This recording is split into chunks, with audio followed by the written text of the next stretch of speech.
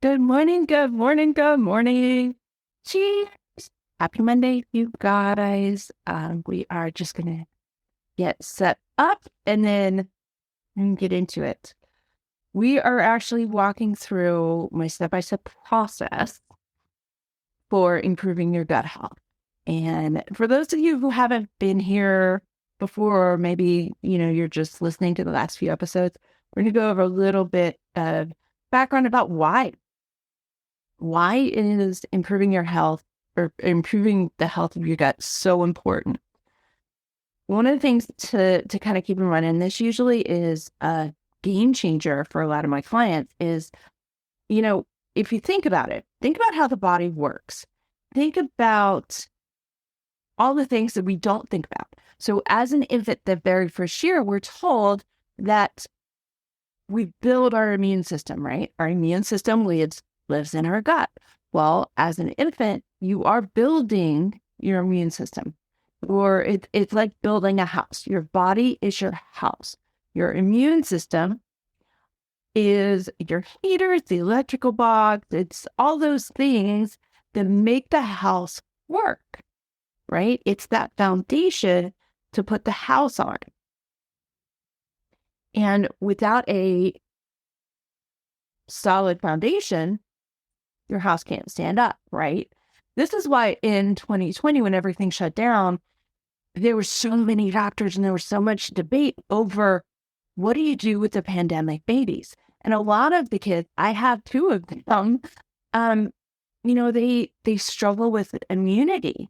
And it's because a lot of the things that we are typically exposed to that our body starts building immunity to, they weren't able to do that. Now, once you have established this and you're no longer an infant, now you're maintaining your gut health. You have to maintain your house. It's important. The way you maintain your house, your physical health, is to make sure that you're cleaning it, to make sure that you're fixing things that are broken. And, there's just everyday, regular, occasional maintenance things that you have to do, right? And your body is no different. One of those crucial elements is the food that we put in our body. The very first place it goes is into our gut tract. So the food you put in your body is really crucial. It's important, beyond important for our health, our overall well-being. Now, one of the things that a lot of people kind of brush to the side is you think that all of these nutrition plans out there, your BFF, your aunt, your sister, brother, whoever, coworker, they went and they tried this protocol, and this person over here tried something else, and this person over here tried something else. And then there's this guy back here that tried something else. It completely different things, and they worked for each one of them. There is a concept called biochemical individuality. This is the idea that your diet and your health are unique and individual to you. You, in all the genetics and the cells and the structures that make up you, do not make up me. It's why our eyes are different. It's why our hairs are our hairs. It's why our hair is different. It's why our taste buds are different. Just like all of those physical characteristics are different from person to person, so are our dietary needs. And this specifically impacts our gut first. And the health of our gut impacts the health of the rest of our body. So after you are an infant and you have built your immune system, now you have to heal it. If it goes awry, you have to fix it if things aren't quite right. And, we kind of walk around this world, a lot of us do, and think, well, if I go down to Joe Schmo fast food place, food is food. It looks like food, so it is food. Not necessarily true. You have to look at ingredients. It is, your body doesn't understand synthetic. It doesn't understand chemical. It doesn't understand something that has been processed to the point that while it looks like food and it tastes like food, your body can't detect the molecules that it would normally find in that food. This is not just talking about fast food, though. I mean, we're talking about the like the Beyond Burgers and the Impossible Burgers. They're a great treat occasionally. They're not something you want 100% of the time. Same thing with fast food, 100% of the time. So, and like the biggest reason why is this: any change in your gut, good or bad, is going to change the way you manage illnesses, the way you respond to attacks from viruses, from bacteria, from allergens. If your allergies are really bad, we need to look at your gut because there could be something in there that's just not quite right. Now, that's not to say you can't fix it. You can definitely fix it. You know, your body is this phenomenal structure that I don't want to say this. Your body is not a machine. It is not a factory. I compare it to a car a lot of the times. I compare it to a car, but we're not a factory. You know, it's not something where you do this and this happens every single 100% of the time. What happens is if you do this and you have this result, if it is a harmful food that you're eating or something that isn't whole food, isn't made from food, it's more processed, it's refined, maybe it has excess sugar in it, whatever the case may be, and you eat it once, no big deal, your body kicks it out, right? You eat it a couple of times a year, no big deal. If you eat it consistently, now your body feels like it has to protect you, and that's where inflammatory conditions come in. That's where long-term inflammatory conditions come into play, okay? A couple of things you really want to pay attention to, and we'll get into this step by step because we are going to talk step by step what you have to do to heal and maintain a healthier gut. There are 3 components that you need within a gut healthy diet, okay? You need to make sure you're getting some pre and probiotics in there. You need to make sure that you're getting fiber. You need to make sure that you are eating whole foods, not sugary refined foods, whole foods. So the dishes that you're eating come from whole foods. Pasta, kosher and grain. That's a whole food. Doesn't necessarily need to be processed. You want to eliminate all that simple glucose, easily digested, processed, refined food, because if it's easily digestible, or even if it's a simple glucose coming into your system, a simple sugar, it's going to bypass your stomach. And that can cause perforations within your gut. It can cause, which actually perforations in your gut lead to condition, or not a condition. Perforations in your gut is commonly called leaky gut. Okay. If you haven't heard that, that's what it's commonly called. And it can cause a number of situations.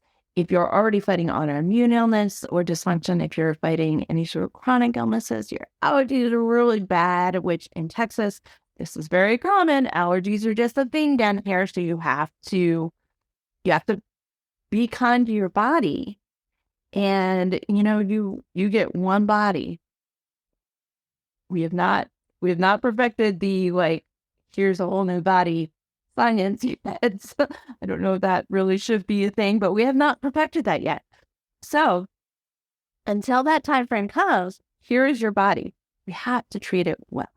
Because if you don't treat it well, then it's going to break down.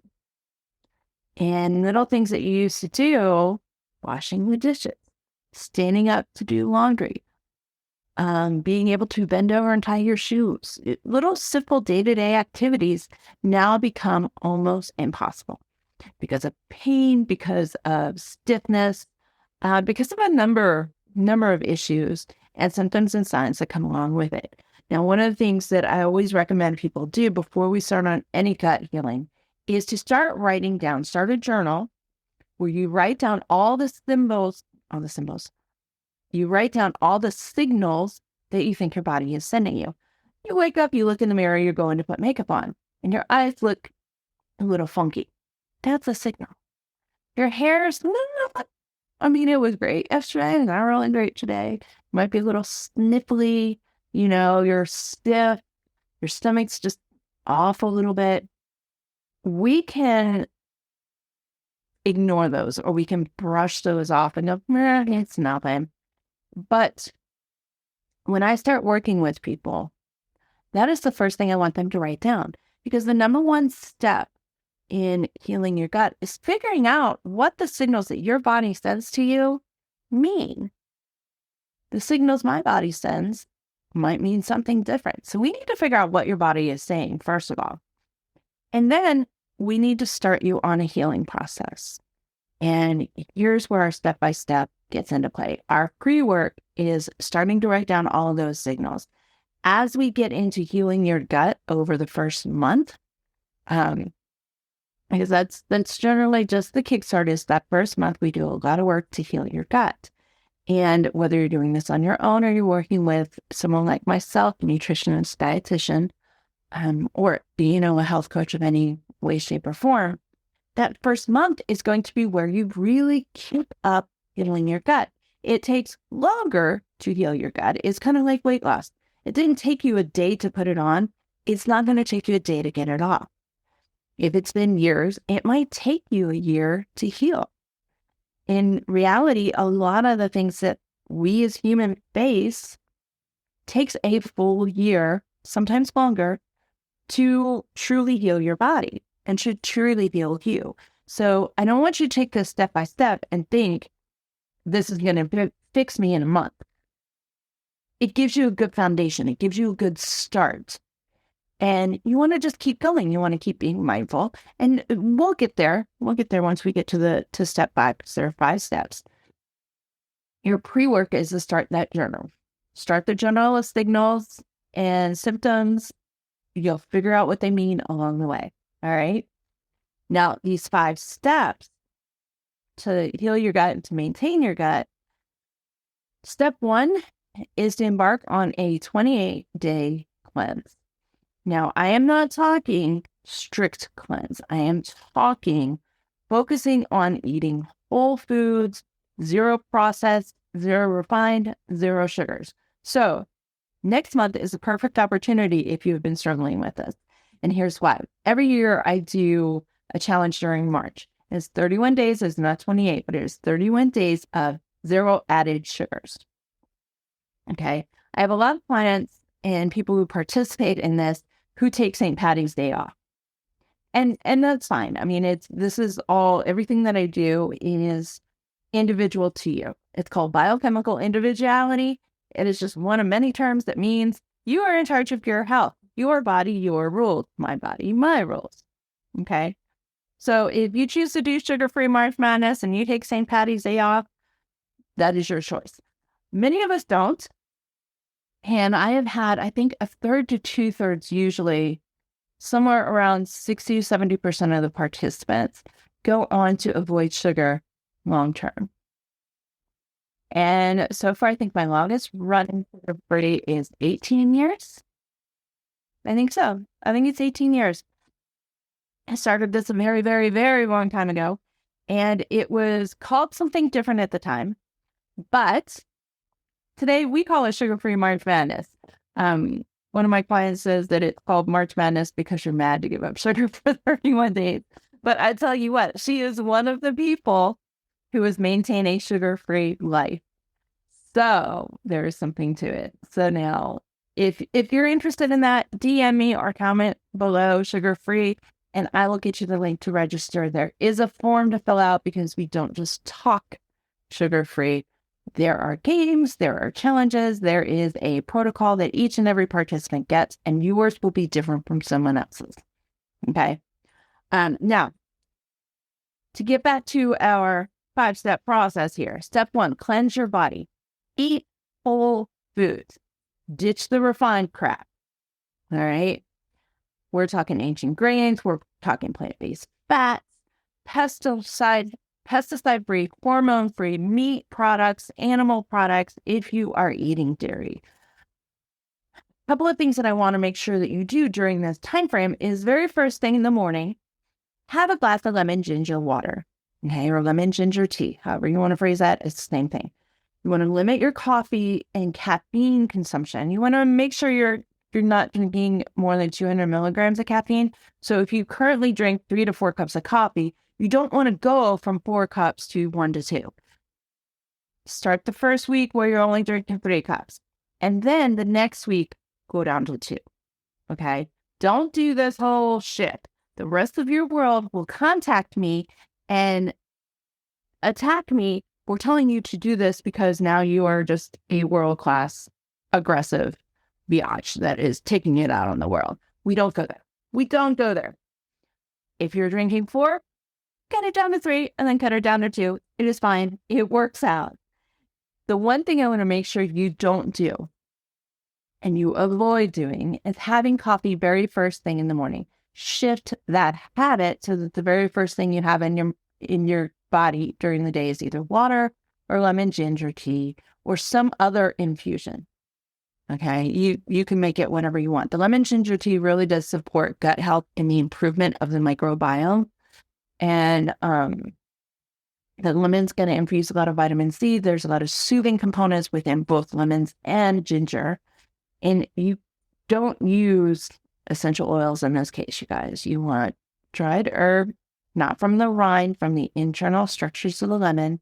And you want ginger, preferably fresh with both. And yes, you can make a 3-day supply of it. And then, every day, pour out a little bit. Make sure it's at least room temperature. There's just something about warm and comfy first thing in the morning, even in 100-degree weather. I know it's weird, but man, even in 100-degree weather, there's something to it. Make sure that you're drinking enough water. Make sure you're drinking at least 80 ounces. Your herbal tisanes count toward your water consumption. Caffeinated beverages do not. In the evening, during your cleanse, you want to have some sort of calm down, something that's going to help you relax.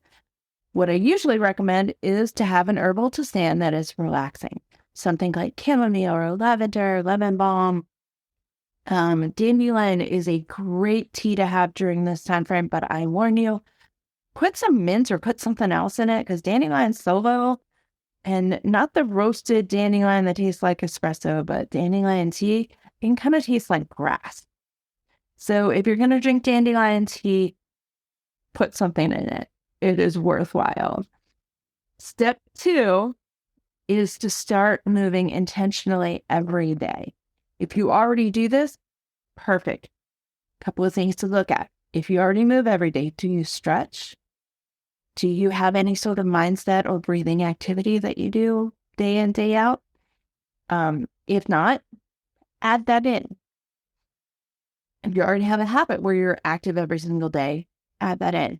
Cleansing in this fashion, the cleanse that I use, your calorie count will not decrease. We're not getting rid of grains. That's an elimination diet. And if we need to go that route, we do, but that's something that is individual per person. Generally, what I'm finding is majority of my clients don't need to do an elimination diet. They just need to bring it back to basics.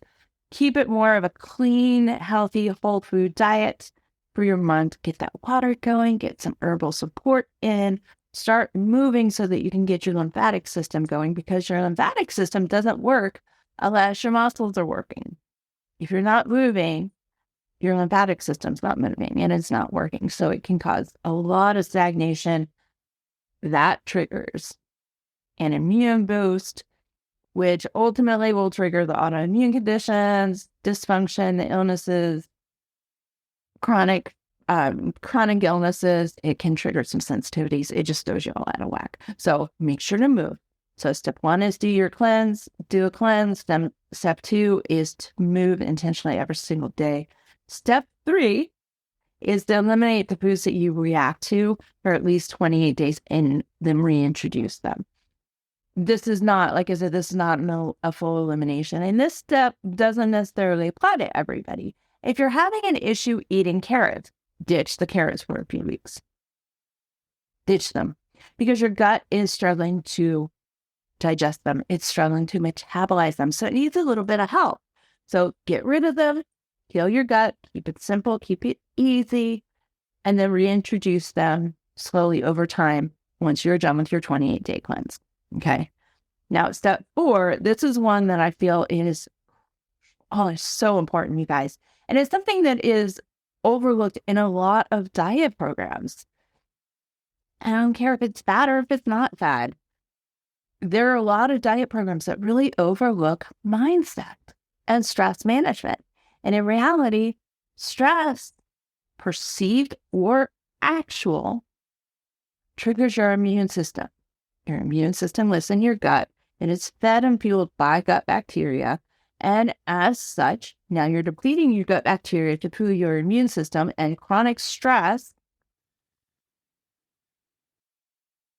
fires and wears out your immune system. It exhausts your gut bacteria and depletes it.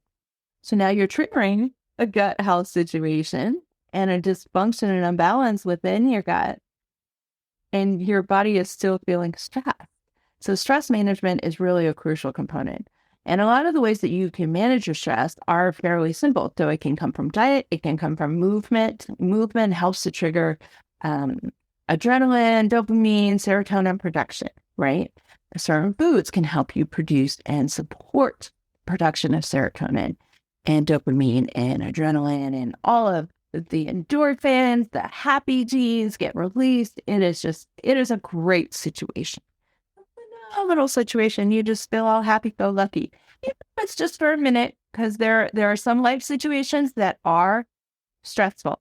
Not saying they're not, but there are ways that you can help your body deal with it. One of them is to move. One of them is to eat very healthy and eat well, okay, to fuel your body well. Another way is to use some mindset practices and some breathing activities. One of the ways that you can kind of combine a few things, so you can combine exercise and physical movement with some mindset stress relief by doing some yoga, Tai Chi, and Qigong. Those are all very healing movements. They were created to help bodies heal.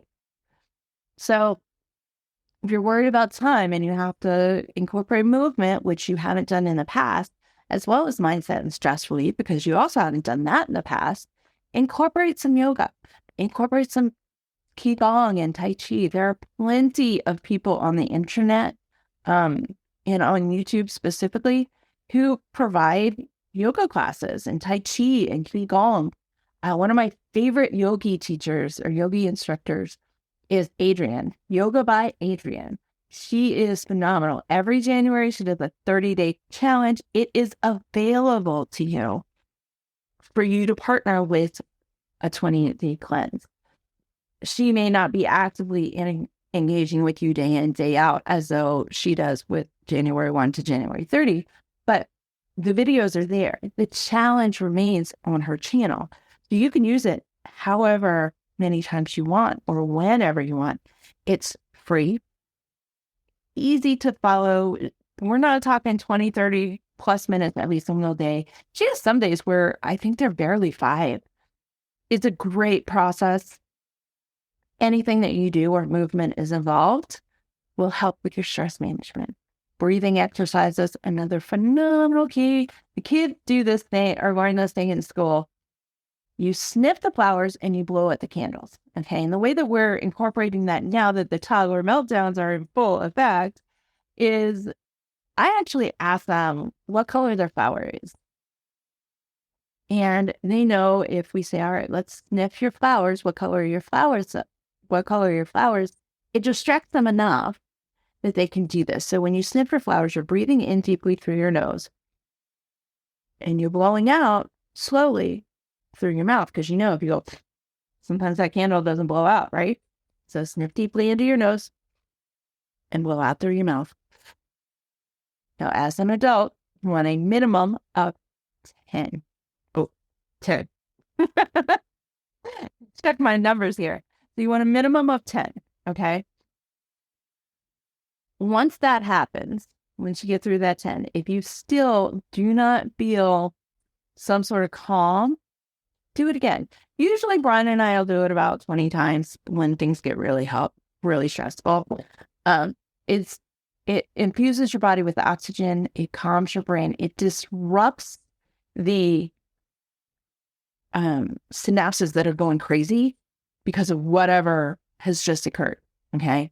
It calms your brain so that you can slow those down and start thinking logically, start thinking in the moment, not thinking with your gut. When stress is triggered, you think with your gut, you don't think with your brain. And we need to think with our brain. We need to be mindful. So it's something you can do. Little practice takes just a couple seconds, no big deal. And finally, step 5 is to seek help from some sort of a professional, a health coach, holistic health practitioner, a nutritionist like myself, or a dietitian, anybody, even a personal trainer. I know quite a few who have a nutrition education background as well, and they're phenomenal people to work with. If your motivation starts with movement and with physical activity, that's who you need to talk to. If we need to talk diet, you want to talk to a nutritionist, a dietitian, holistic health practitioner. If you're dealing with a severe situation where you just don't feel like these 5 tips are really going to do much, then that's when you reach out and you start talking to somebody, because you should not be living your life in a stagnant situation. Our lives are too long for that. We spend a lot of time on this earth, and it feels like a blip in an eye in some instances, but we spend too much time on this earth for us to be okay with crap, to be okay with feeling like crap. No. Let's put an end to that.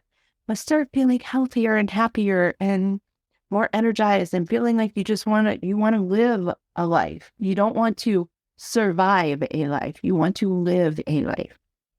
All right. So there are your 5. Let's go through these really quick. We're going to summarize them just so that it is quick and succinct, and you got them. So the 5 steps that you take to heal your gut and maintain your gut after it has been restored. Okay. Step 1 is to do a 28-day cleanse. Whole food, nothing drastic. Step 2 is to start every day with some sort of movement. And weird. Okay. I usually do step 1 is cleanse your body, and step 2 is just start your day with your lemon ginger water. And for whatever reason today, I switched it up. So let's go back. Here's your 5. Step 1 is to cleanse the body. Step 2 is to move intentionally every single day. Step 3 is to eliminate the foods that you react to for at least 28 days. And step 4 is to do some sort of stress management, mindset work. Find something that works for you. I don't care what it is. Find something that works for you. And then finally, seek help when you need it, even if it's just for a quick consultation or a quick question. We're here for a reason. We want to help. And whether it's me or whether it's somebody else, we're here. We want to help. We do this work for a reason. And if we can help you live the lives that you deserve, then we have achieved our goal, and you have provided so much satisfaction to our soul. There's a little bit of joy that comes into our soul when we're able to help somebody.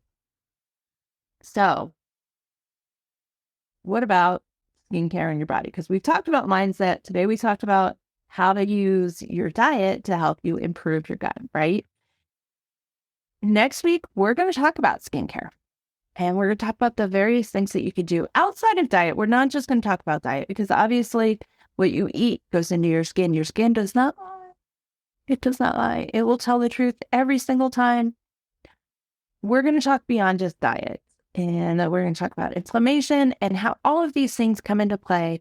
And we're also going to discuss the gut to skin axis. So just like the gut to brain axis, our bodies have a gut to skin bidirectional pathway.